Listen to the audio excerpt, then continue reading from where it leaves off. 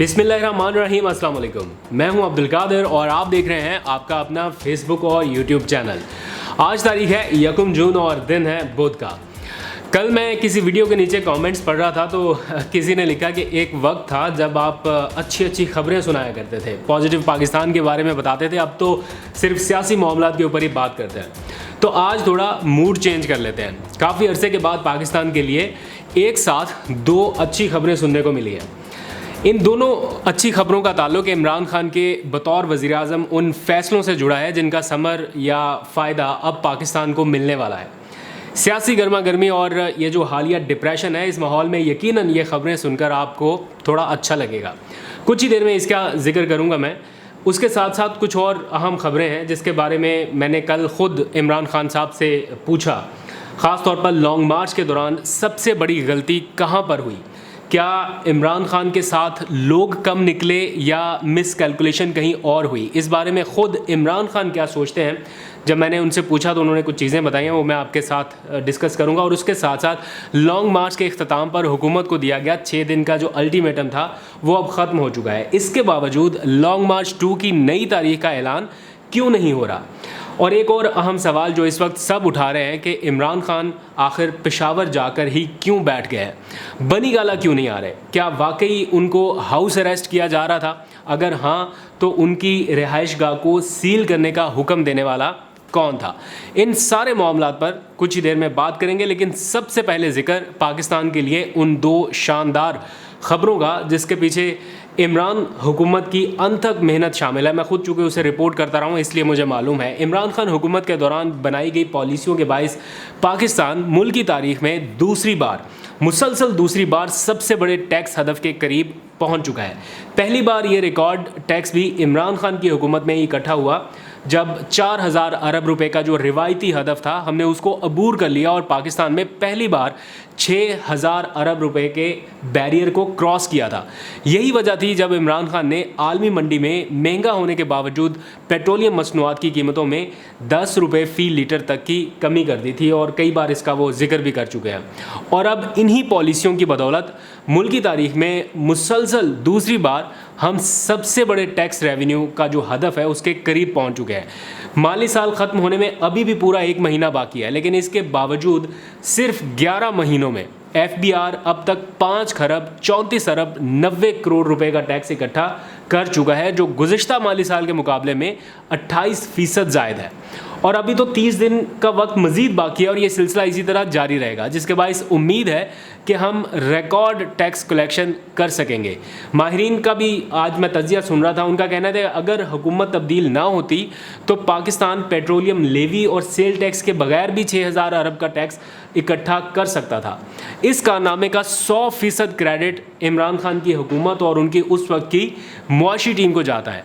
मौजूदा हुकूमत का इस सारे मामले में सिर्फ इतना ही किरदार है कि बैठकर FBR की तारीफ़ कर सकते हैं या इमरान खान हुकूमत की तारीफ़ कर रहे हैं कि कमाल कर दिया आपने। और हुकूमत के जो वज़ीर ख़जाना है मिफ्ता इस्माइल, उनका बयान और उनका ट्वीट रिकॉर्ड पर मौजूद है जिसमें वो मान रहे हैं।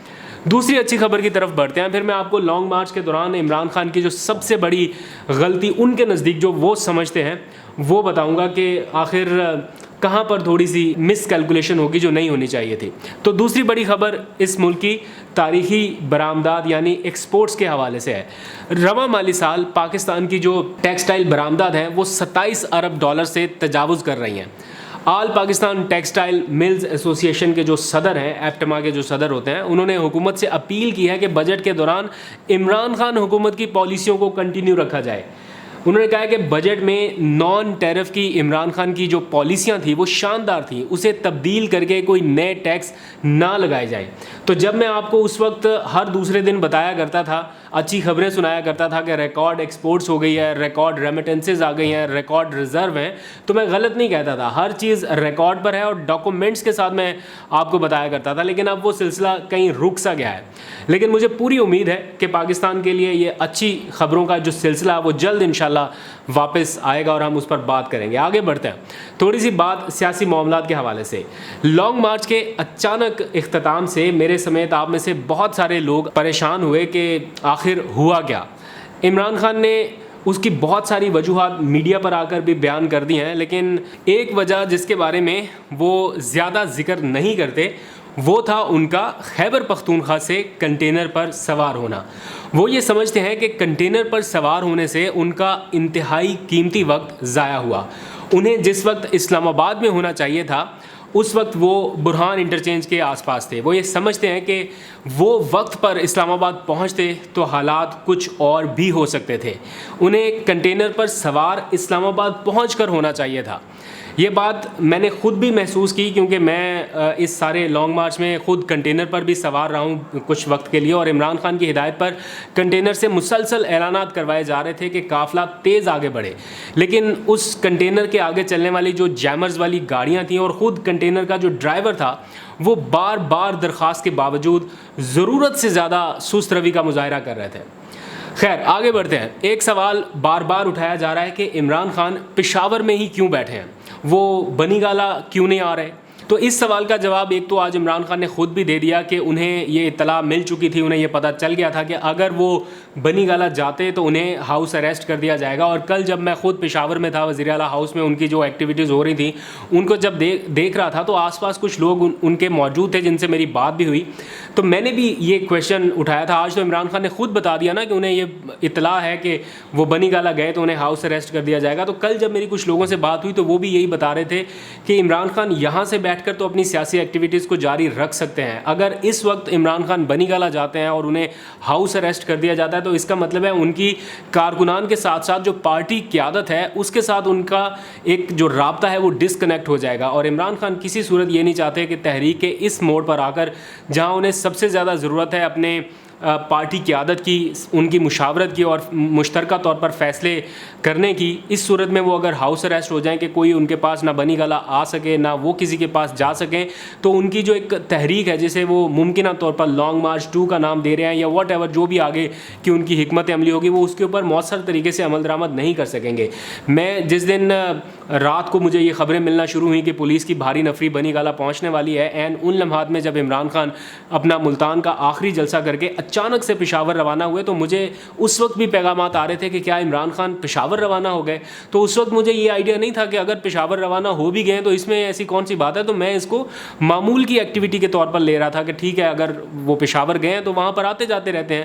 لیکن وہ بعد میں پتہ چلا کہ انہیں یہ اطلاع ہی مل چکی تھی کہ اگر آپ اسلام آباد میں انٹر ہوئے تو ہاؤس اریسٹ ہوں گے، اسی لیے عمران خان پشاور چلے گئے تھے۔ اور اسی رات 3 بجے پولیس کی بھاری نفری، مطلب میں نے اتنی زیادہ نفری نہیں دیکھی بنی گالہ کے اطراف میں، پہلے بھی کافی کریک ڈاؤن ہو چکے ہیں وہاں پر، کئی مرتبہ عمران خان احتجاجی تحریک وہاں سے شروع کر چکے ہیں، تو اتنی زیادہ نفری میں نے رات گئے وہاں پر نہیں دیکھی تھی۔ اور وہاں پر ان کے کارکنان بھی موجود تھے، ان میں سے کسی کو ہاتھ بھی نہیں لگایا۔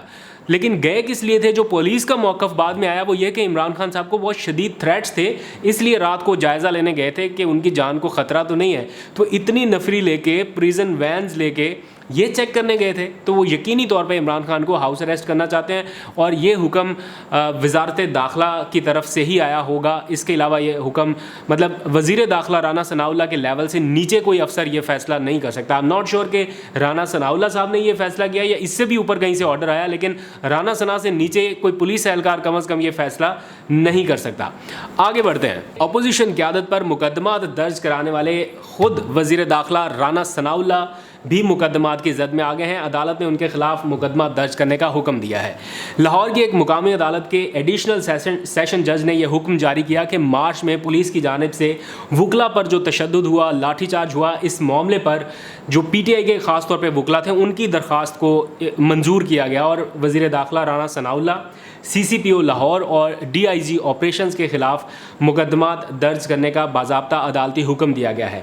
اس حکم میں کہا گیا ہے کہ پولیس کی جانب سے تشدد کرنے پر متعلقہ ایس ایچ اوز اور ان تینوں ملزمان کے خلاف مقدمہ درج کر کے قانون کے مطابق کارروائی کی جائے۔ آزادی مارچ کے شرکا پر جو حکومتی کریک ڈاؤن ہوا اس پر پی ٹی آئی بھی میدان میں ہے، اور اس حوالے سے شواہد پر مبنی ایک کیس اقوام متحدہ کے جو متعلقہ ذمہ داران ہیں ان کو ایک مراسلے کی شکل میں ارسال کر دیا گیا ہے۔ آزادی مارچ کے دوران سیاسی سرگرمی، پھر پرامن اجتماع، آزادی اظہار، نقل و حمل کی آزادی، چادر اور چار دیواری کی جو پابندی ہوئی اور بدترین جسمانی تشدد کے جو شواہد ہیں وہ بھی بھجوائے گئے ہیں اس رپورٹ میں. اور اس کے ساتھ ساتھ زائد المیعاد جو زہریلی آنسو گیس کے پرامن شہریوں پر استعمال کی تفصیلات ہیں وہ بھی انسانی حقوق کے ذمہ داران کو آج ارسال کر دی گئی ہیں. کور کمیٹی کے جو رکن ہیں ڈاکٹر شیری مزاری، ان کی جانب سے اقوام متحدہ کے جو ہائی کمشنر برائے انسانی حقوق ہیں ان کو ایک خط لکھا گیا ہے. اس خط میں کہا گیا کہ وزیر اعظم عمران خان کی حکومت کو ہٹانے کی سازش کے بعد پاکستان ایک سیاسی بحران کا شکار ہوا. منی لانڈرنگ کے متعدد مقدمات میں ملوث اور ضمانت پر رہا ایک سیاستدان یعنی حزب اختلاف کے جو شہباز شریف تھے اس ٹائم، ان کو ساری سیاسی جماعتوں کی مدد سے اقتدار میں لایا گیا.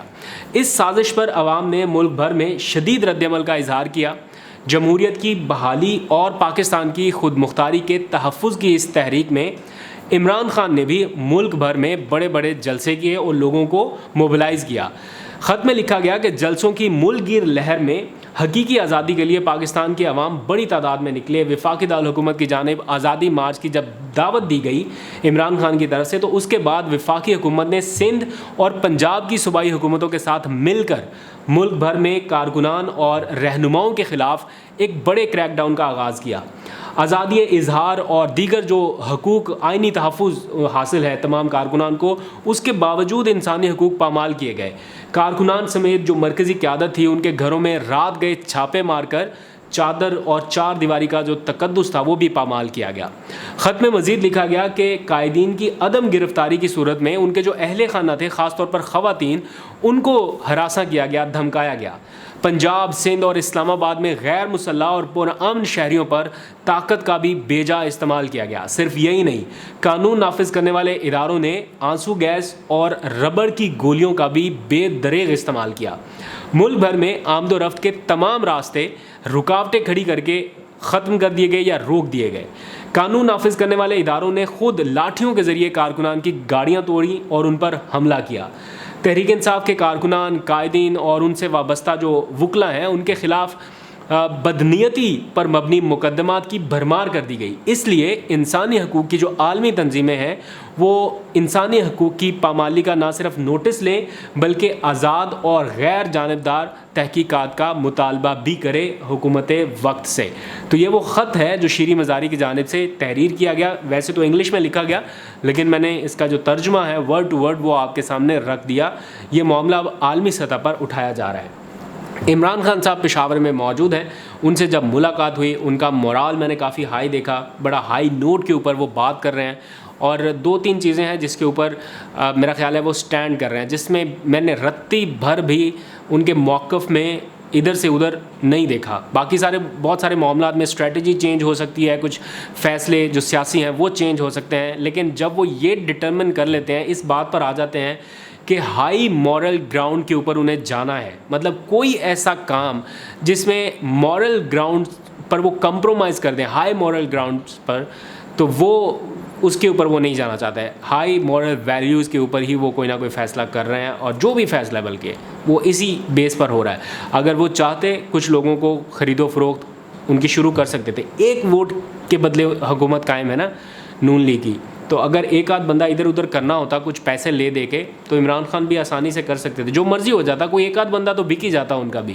لیکن انہوں نے اس وقت بھی کہا کہ میں خود کچھ لوگوں سے بات چیت کر چکا ہوں جو عمران خان کے ساتھ 1-on-1 ملاقات کر کے جو وکلا نکلتے تھے، بلکہ اٹارنی جنرل نے اپنے ایک بیان میں کہا کہ عمران خان صاحب نے انہیں یہ ہدایت کی ہے کہ ہمارا جو بھی کیس ہوگا وہ ہائی مورل ویلیوز کے اوپر ڈیپینڈ کرے گا، ہم اخلاقی پستی کا مظاہرہ نہیں کریں گے. تو اس وقت جو ان کا ایک مورال اوپر گیا ہوا ہے اور وہ کانفیڈنٹ نظر آ رہے ہیں، اس کی بنیادی وجہ یہ ہے کہ ان کو لگتا ہے کہ انہوں نے کچھ غلط نہیں کیا اور جو لوگ غلط کر رہے ہیں اس کا احتساب عوام کرے گی.